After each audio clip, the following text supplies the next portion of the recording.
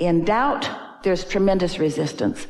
In hope, there's less resistance. So in hope, there's more alignment with your inner being than in doubt.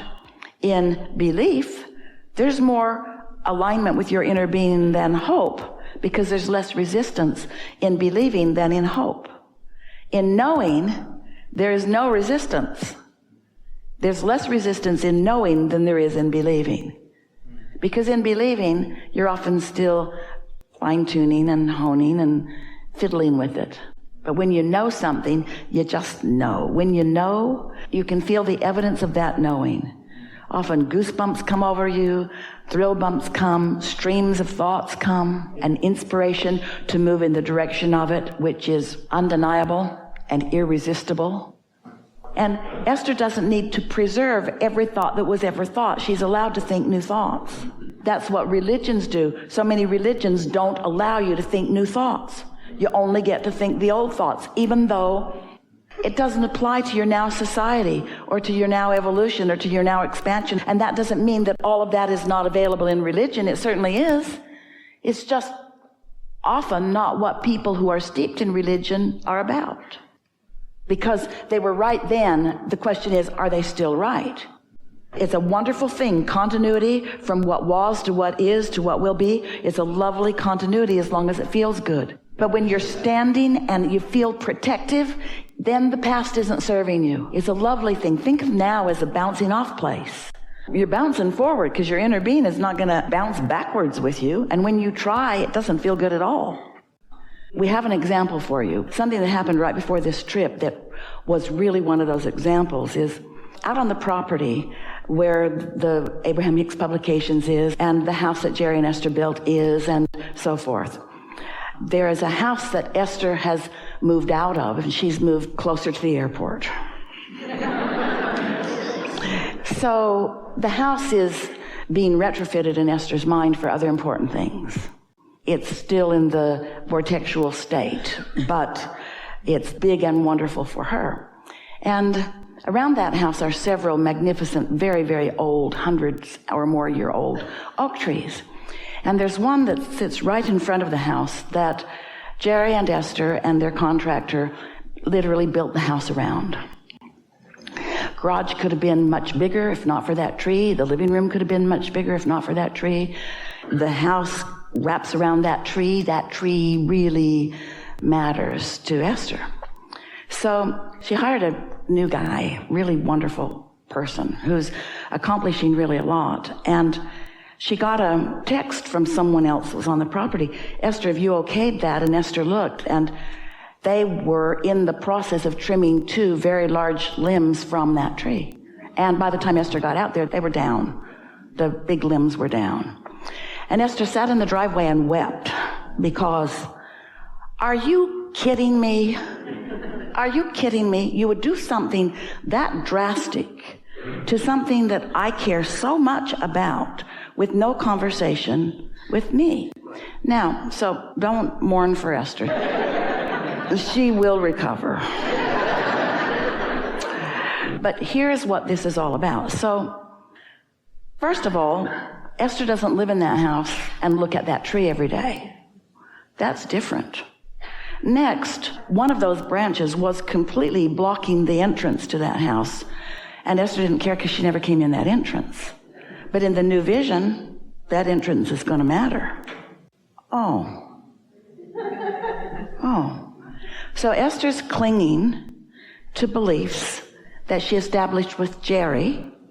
Jerry's beliefs matter so much to Esther, even though his beliefs from his non-physical perspective are liberated. So Esther is clinging and defending to a rightness that is no longer active or vivid or necessary, and not giving way to what's coming next. But it feels like it should apply because it has been applying. They would be on the road while the house was still in the dream state. They'd come home, and Jerry and Mike, the contractor, would stake the house out again. The house was drawn to fit in between the trees, and then they were trying to figure out if it really would fit. So they'd stake it out, and they'd put big poles, and they'd draw ribbons. They were trying to envision the house. How many of these trees need to be trimmed or removed in order to get this house in here? And it was really a fun process. And then Jerry and Esther would go away for a while, and they'd come back, and the stakes were down, and the foundation still hadn't been poured yet. And so they'd do it all over again. So the planning of that house was so vivid in Esther's mind, and the plotting it among those trees, that was the strongest vibration from past. It was perfect then, but what was right then may not be right now, because in the evolution of things, old gives way to new all the time, unless you're clinging to the old and not willing to give way to the new. Wow. She left it by saying to that man, now I don't trust you. I don't trust you. I might come home and find my hanger empty because you think I don't need those things that are in there. What was important, and some of what was still is important, but much of what was is no longer important. But because you were right back there when what was important, you're clinging to being right instead of to what's important. And you're forgetting that your vortex knows what's really important, because you've been throwing all of this stuff into your vortex, not throwing it, putting it there delicately and precisely through life experience, through the honing of life experience. You've created a reality which is where you're going, and you can't go forward and backward at the same time, and your inner being is never looking back. And when you do, you're almost always justifying it by, I need to be right. Jerry was right. Jerry was always right. Jerry was right, and Jerry and I agreed, and we were right. And you were wrong to do something different than what we agreed upon. And we're saying to Esther, you got to let what was go and move toward what is more pertinent. But it's not an easy thing to do. So here's the thing. What is so vivid for all of you that because you can see it and hear it and smell it and taste and touch it. So most humans are just sorting what is into piles and calling it right and wrong and arguing with each other and worse about it, instead of moving toward what collectively you have discovered would be better for all of you. What happened just now in this conversation, since none of you were attached to that tree, although you felt some sympathy for Esther, none of you were attached to that tree, and you're not attached to Jerry's wishes the way Esther is attached to Jerry's wishes either. And so it would be easier for you to see the improvement than it would for Esther, because Esther's not looking for improvement, she's looking for rightness. Esther's clinging to the past in some ways.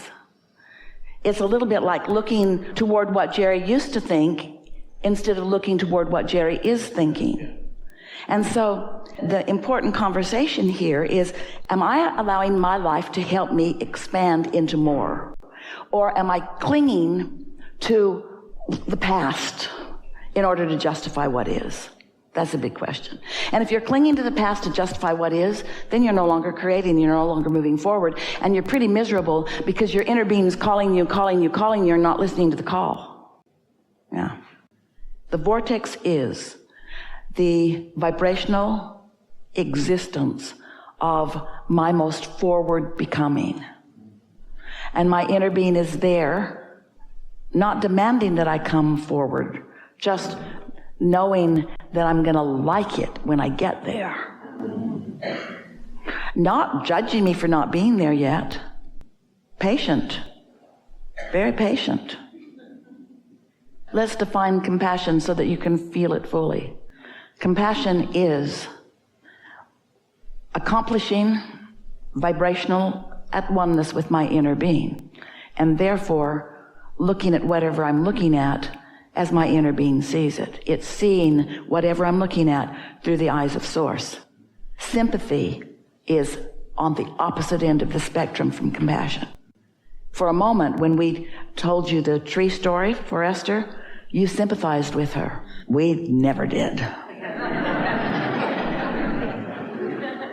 We understood her discomfort, and we understood why she had discomfort, but we didn't support her in her discomfort. Instead, we looked forward, and eventually she'll come along with that because she wants to feel good. The tree is irrelevant. Feeling good is relevant. So your inner being stands where everything you've asked for is and holds the vibrational frequency of that.